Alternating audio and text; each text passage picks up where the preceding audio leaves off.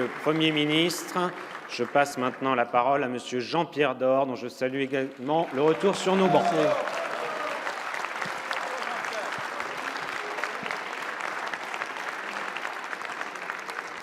Monsieur le Président, face à l'actualité douloureuse, le groupe des Républicains s'associe pleinement à la marche blanche dans le cadre de l'antisémitisme.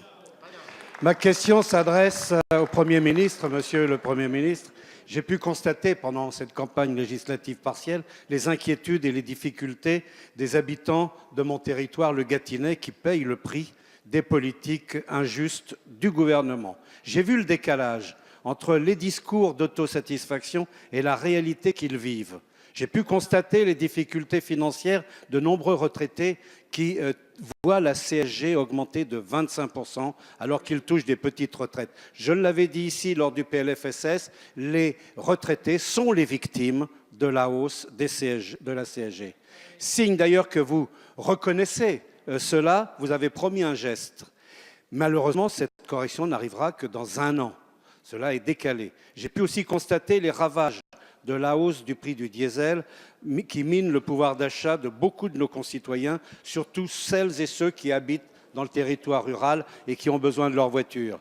Enfin, j'ai pu constater l'angoisse des familles et des mères qui s'inquiètent légitimement de la fermeture de nombreuses classes rurales, en particulier dans le Loiret, 48 fermetures de classes pour seulement 18 ouvertures.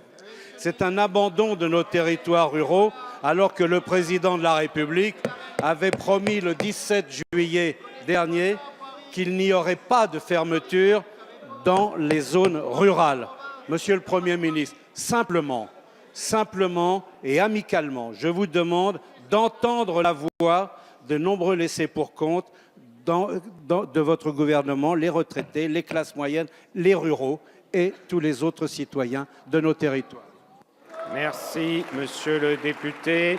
La parole est à monsieur Benjamin Griveaux, porte-parole du gouvernement.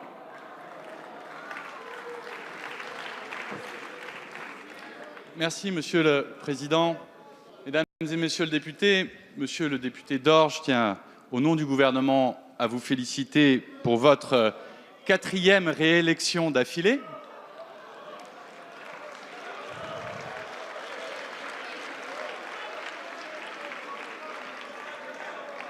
Vous êtes dans cet hémicycle, monsieur le député, pour un mois encore un spécimen unique, puisque vous cumulez les fonctions de député et de maire pendant encore un mois.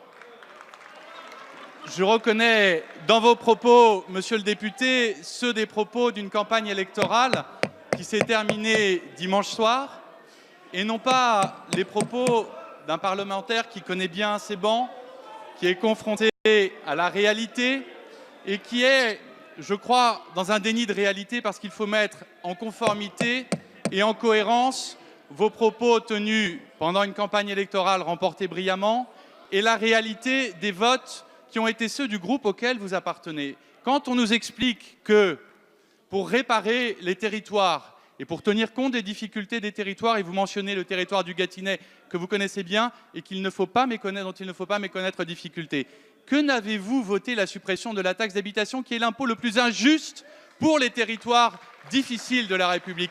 Que n'avez-vous voté les crédits nécessaires à la mise en place de la police de sécurité du quotidien dans des quartiers populaires?